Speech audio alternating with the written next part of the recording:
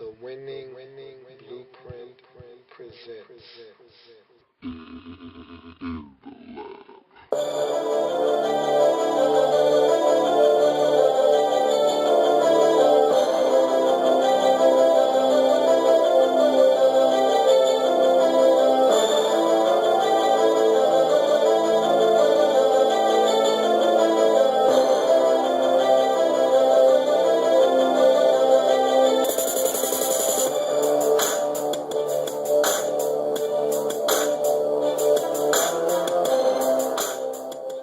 In the lab room.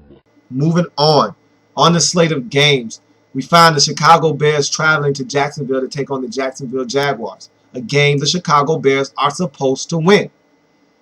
But I have a feeling that the Bears are going to not necessarily lose this game, but allow the Jaguars to hang in unnecessarily. If you're the Bears, you come off an emotional high going on the road on Monday night and throttling the Dallas Cowboys. And so you have to feel good about yourself. You should have an air of confidence about yourself right now that mirrors a Super Bowl contending team. And rightfully so. And if you're feeling that way, you should play that way on the field. Don't allow Jacksonville to hang around, give themselves confidence, and allow them to think that they have a shot at winning this football game. If you're the Chicago Bears, you go in, you dominate from the start of this game until the end. Get after Blaine Gabbert, force him into mistakes. Stop Maurice Jones-Drew from establishing the run. Don't allow him to do anything. Don't allow him to take any pressure off of Blaine Gabbert. Force Gabbert to beat you. Turn him over like you did Tony Romo. And go win the game. Blow them out. Don't make this game closer than it has to be. But I have a feeling that the Bears, coming off of an emotional high like they did on Monday, are going to sleepwalk into this game, expect the Jacksonville Jaguars to lay down for them, and have another thing coming in the form of a Jacksonville Jaguars all-out assault. Now, does that translate to a victory? No, because the Jacksonville Jaguars aren't a good football team. But what that means is that they're going to stay close to the Bears. Scare the hell out of them for 3 quarters until the Bears wake up and finally realize, what are we doing? We're playing the Jacksonville Jaguars. Let's take care of business. So the Bears are going to win this football game, but it's going to be a struggle. Probably more so than it needs to be. I hope I'm wrong. Just beat them. Don't play around with them. Beat them. But I don't think that's what they're going to do. I think they're going to toy around with them, allow the Jacksonville Jaguars to think they have a legitimate shot at winning this game, then turn it up on them late in the ball game, separate from them, and get a victory. Bears 27, Jaguars 10. Now that score doesn't sound like a close football game, but this game's going to be 13-10 going into the fourth quarter before Jacksonville implodes, gets a fumble, or turns it over, pick six, and the Bears tack on another touchdown late to make it seem like a blowout. But this game is going to be 13-10 or 16-10 or 17-10 going into the fourth quarter. The Bears are going to be up by 1 score, but they're going to put this game away late. That would take the Bears record to an impressive 4-1 on the season, and that would drop the Jacksonville Jaguars to 1-4 on the season as they struggle to try to find ways to win football games. This will be their second straight loss at home if they're not able to beat the Bears. And they got to find a way to look better as a football team. And they looked bad last week against Cincinnati. You know, Maurice Jones-Drew wasn't able to run the football. Blaine Gabbert had a very, very, very underwhelming football game. And they've had 3 games to this point at home after this game. And if they looked bad in this game, they would have looked very, very lackluster at home in all 3 performances. The Texans really beat them soundly at home, 27-7 in their first home tilt. Last week, the Bengals were able to beat them something like 27-10, 27-17, something like that. They were never really in that game. They were early on, but they basically had the clamps put on them by the Bengals, and they weren't in that ball game. And now they have the Bears coming to town. They got to find a way to stay close and give themselves a chance. Even if you don't win, build some confidence. Let yourself know that you can play with some of these good, better teams in the league by at least coming close. There are no moral victories in the National Football League, but you can feel better about a loss if you come close than if you just get the doors beat off of you. So look for the Jacksonville Jaguars to try to establish some sort of confidence in this game. Whether they win or lose, they just need to be more competitive. Next up on the slate of games, this is a big one this week. You have Peyton Manning and the Denver Broncos traveling to Foxborough to take on Tom Brady and the New England Patriots. So it's Brady versus Manning like 7 or 8. Whatever installment of the rivalry it is, it's going to be a good one. And I think this game right here, for me, personally, this game is going to really give me a firm grasp of who the Denver Broncos are. Because right now, I don't know. To me, of all the teams in the league, they are the biggest enigma right now. I have the most question marks about them. No, it's not the Minnesota Vikings. No, it's not the New York Jets. It's the Denver Broncos for me. I don't know who the Denver Broncos are right now. Because they've played a very tough schedule. They've played murderer's row. Up until last week, they didn't get a break. Week 1, they played the Pittsburgh Steelers at home. The next 2 weeks, they traveled to Atlanta to play the Falcons and then came back home to play the Texans. 2 4-0 teams on the season. The next week, they finally got a break with the Raiders. Now they're playing another tough team on the road in the Patriots. So I don't know what to make of them. They weren't in those ball games against those 4-0 teams. Really, they weren't. They made furious comebacks, but they weren't in those games. They blew out the Oakland Raiders last week, but that's the Raiders. What does that mean? What does that mean to me? What am I supposed to take from that game? So I don't know what to make of these Denver Broncos right now. I'm going to learn a lot about the Denver Broncos this week. I feel like I'm going to find out who they are after this game with the Patriots. Because right now, I don't know who they are. I question what the Denver Broncos are. And I have two games this week. 2 of them. Count them, 2. That are head over heart picks. I want to pick the Denver Broncos this week. My heart says the Broncos are going to go to New England and find a way to win. The other head over heart pick is the Falcons over the Redskins. My heart says my boys can get it done this week. The Falcons are due for a loss. They almost lost last week. They're going on the road against a team that can score points. The Skins can get it done this week. My heart says that. But my head says you don't need to take an unnecessary loss trying to be special. Picking with your heart. Go with your head. Go with your smart pick. The smart pick is the Patriots over the Denver Broncos. Tom Brady is playing sound football. He's starting to spread the ball around. Brandon Lloyd is starting to acclimate himself into this offense. They're scoring points. They're running the football, surprisingly enough. And his defense, they're a roller coaster defense. They're up 1 week, they're down the next. 1 week, they're a young, explosive defense that's getting turnovers, helping this Patriots team win ball games. The next week, they look like the team last year that had no resistance. And so you don't know what the Patriots are going to do on defense, but the offense is starting to click. And I think that this defense is going to do enough to win against the Denver Broncos at home. And so as much as I want to go with my heart, my head says no. You can't do it. Don't fall into the trap. And so I got to go with the Patriots, 27-24 over the Denver Broncos. Now, if my heart wins out this week and the Broncos and the Redskins get it done, then for future references, I'm going to start going with my first impulse. My first impulse this week was to go with my heart. But I have to be smart when I'm making my picks now. I can't allow my heart to take control and get me losses. I got to go with the smart decision. The smart decision is to go with my head, go with the right team. And so if my heart wins out this week, I'm going to go with my gut. But this week, I'm going with my head first. If my head wins out, then I did the right thing. So I have to go with the Patriots over the Broncos. Patriots, if they win this game, will go to 3-2 on the season. The Broncos will drop to 2-3 on this season. And so we're going to see this is going to be a very intriguing matchup. I can't wait to see what the Broncos do on the road against a tough New England Patriots team. Moving on, the Buffalo Bills travel to San Francisco to take on the 49ers. And this is a bad game for the Bills. because they had an opportunity last week to do something big.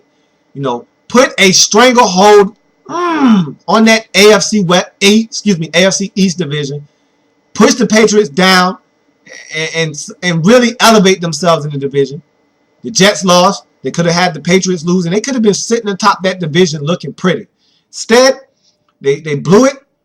You know, now the Patriots are going to ascend. They're going to descend now. They're going to be on the decline. And this is the wrong week for the Bills to be playing the San Francisco 49ers, because you lost a lot of the confidence that you had a week ago. You were riding high off of 2 straight victories, had confidence. You blew that confidence now. And now the little bit of confidence that you have left is going to be destroyed by these San Francisco 49ers. Wrong team to see. They're going to stop you from running the football. There's going to be no Jackson and Spiller action in this game. They're going to stop that. They're going to force Ryan Fitzpatrick to win this game. And you know what happens when you force Ryan Fitzpatrick to win games? You get turnovers. They're going to take those turnovers. And this 49ers offense is going to explode. And when I say that, I mean 26 points. That's an explosion for the San Francisco 49ers offense. Last week, that was out of this world. That was 34 points. You know what that means for this San Francisco 49ers team? 34 points? That means 4 touchdowns. 4 whole touchdowns. They're going to get 26 on you this week, Buffalo. And I struggled with, I really struggle because I see this being one of these 6-point debacles by the Bills. I see you only scoring 6 points, but I was feeling generous this week, so I gave you 13. But really, I see you scoring 6. I really see this being a 26-6 debacle. But I gave you 13 points. I was feeling good. I gave you 13 points. So I see the 49ers destroying what little confidence you have left, beating you 26-13, taking your record to 2-3 as you start to descend in that division. And the 49ers go to 4-1, tying the Arizona Cardinals on top the NFC West. And if they're even, they're leaving. So I think they're going to lead the Cardinals now and take control of that division. So now the Bills have to take this butt whooping, get back on the plane and fly all the way across the country with a bad taste in their mouth. You had a chance. You blew it. Bye, Buffalo. See you next year. Bye. You had a chance. Too bad. Next up, the Tennessee Titans are taking on the Minnesota Vikings.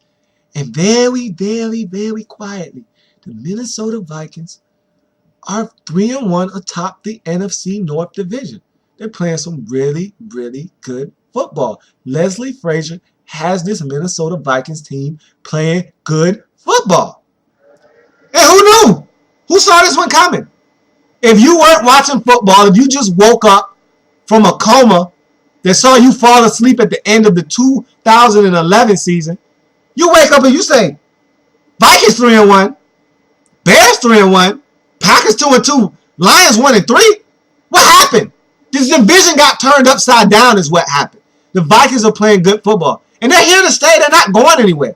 Now, I'm not saying they're going to make the playoffs because I still think that's reserved for the Packers and Bears in that division. But they're going to be around this year. They're going to win 8, maybe 9 games this year. It's a lot of games for a team that I only had winning 3 or 4 coming into this season. But Christian Ponder is playing solid football in his sophomore season. He's not turning the football over. He's not making the big mistake. Adrian Peterson is getting back to 100%. He's running the football. Notched his first 100-yard rushing game of his 2012 season last week. And so they're starting to get the ball rolling on offense. Percy Harvin is being used in intricate ways that are benefiting the Minnesota Vikings. I love what they're doing with Percy Harvin. And he's a problem in the special teams game. We know that.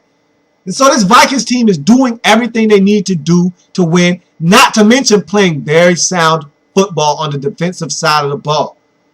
They're controlling the clock, allowing this defense to play sound football. Watch out, Lee. The Vikings are for real. And the Tennessee Titans are a very, very disappointing team. They don't play well on the road. They're nursing the injury of their quarterback, Jake Locker. And so veteran Matt Hasselbeck has to take the reins until Locker is able to come back. And they're not a good football team, especially on the road. Hasselbeck is going to come in and infuse a little bit of veteran leadership, something that Jake Locker can't give this team. He's going to have them in this game. But it's not going to be enough to win on the road against a Vikings team that's playing good football right now. I think the Vikings are going to do just enough to win 27-20 at home against the Tennessee Titans, take their record to 4-1 on the season, drop the Titans to 1-4 on the season.